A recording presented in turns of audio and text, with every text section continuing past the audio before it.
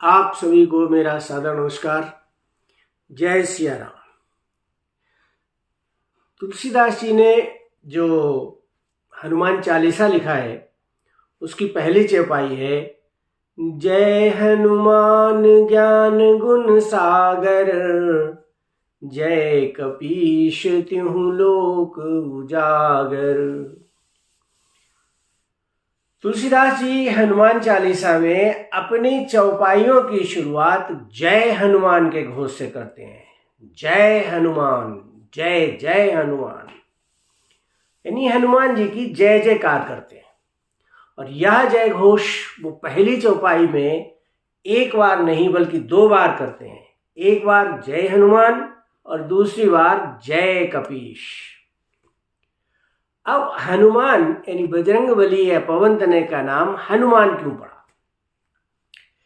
एक बार इंद्र ने हनुमान पर अपने वज्र का प्रहार किया था, जिसके कारण बालक बजरंगी की हनु में यानी कि चुड्डी में कुछ क्षति पहुंची।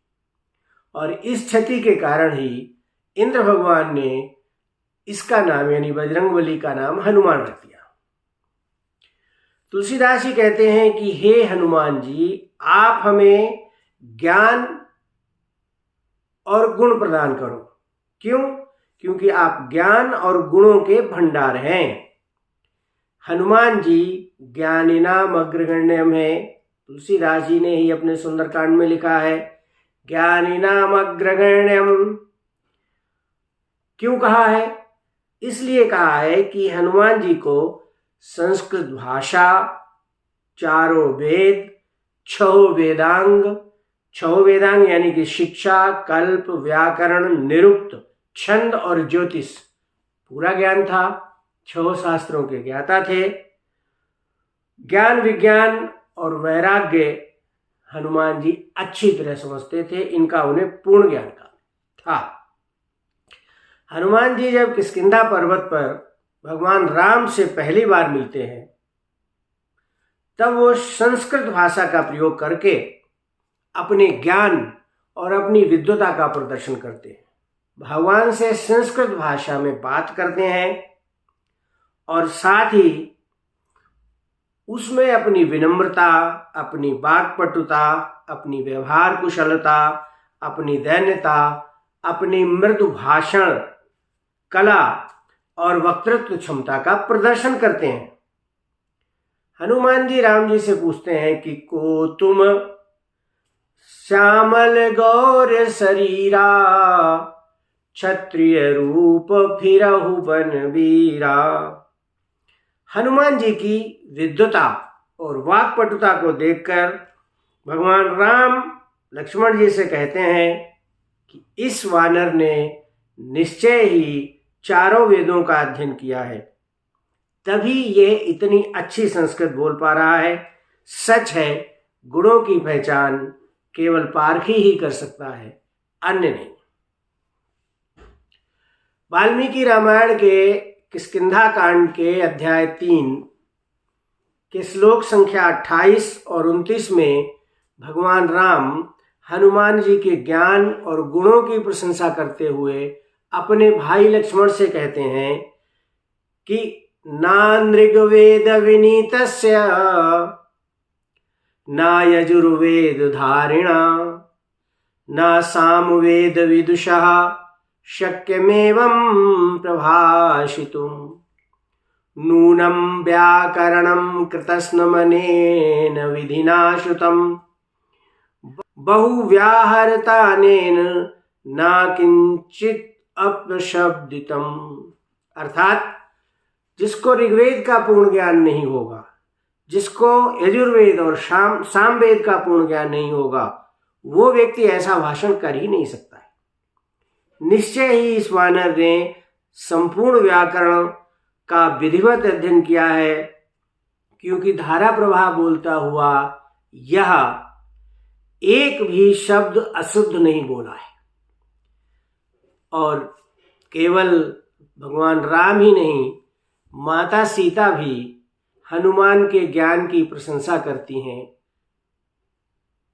जब हनुमान जी पहली बार माता सीता से अशोक वाटिका में मिलते हैं और भेंट होती है उनकी माता सीता से।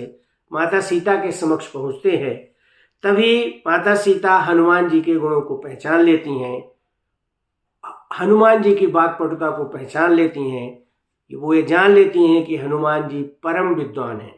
वो कहती हैं, यस्वेत्तेतानि चत्वारि वानरेन्द्र यथा तव धृति दृष्टि मति दास्यम सा कर्म सुनसीदति। मतलब, हे वानरेंद्र, जिस पुरुष में तुम्हारे समान धैर्य, समझ, बुद्धि और कुशलता ये चारों गुण मौजूद होंगे, वह अपने कार्य में कभी असफल हो ही नहीं सकता है। धीरता, गंभीरता, वाक्पटुता, विनम्रता, प्रत्युत्पन्नमति, श्रद्धा, सेवा, भक्ति, समर्पण आदि गुणों का भंडार है हनुमान जी। इतने सारे गुण मौजूद हैं हनुमान जी में।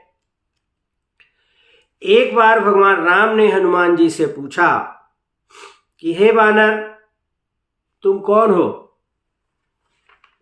तो हनुमान जी ने उत्तर दिया, देह दृष्टा तु दासो अहम जीव दृष्टया त्वदंशकः वस्तु तस्तु त्वमेव दामिति मे निश्चित मति।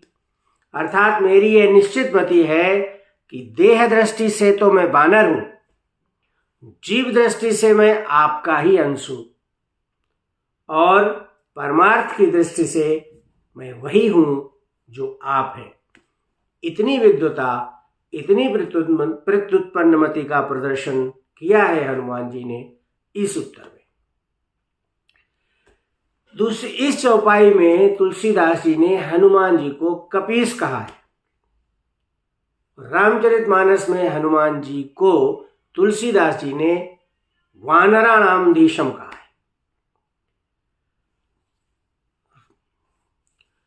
रामचरितमानस के बालकांड में जब रावण और अन्य राक्षसों के अत्याचारों से दुखी होकर सभी देवता, ब्रह्मा जी और ये धरती भगवान नारायण के पास पहुंचती है कि हे प्रभु, अब हम बहुत त्रस्त हैं, परेशान हैं, आप हमारी रक्षा कीजिए।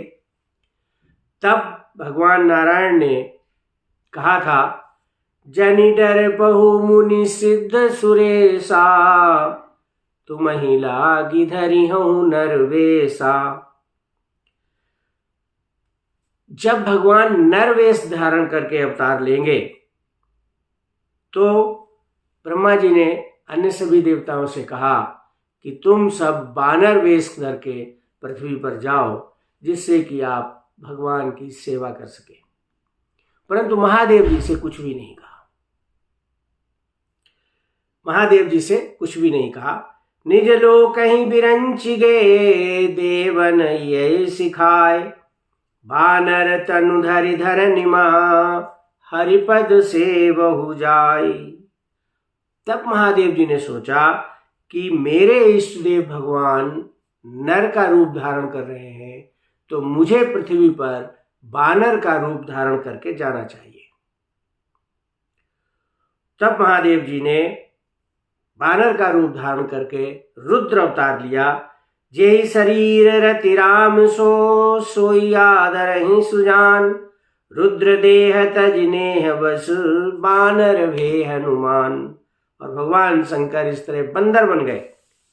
उन्हीं हनुमान जी का यश तीनों लोकों में व्याप्त है, भूलोक में, पाताल लोक में और सर्वलोकों में, तीनों लोकों में व्याप्त है।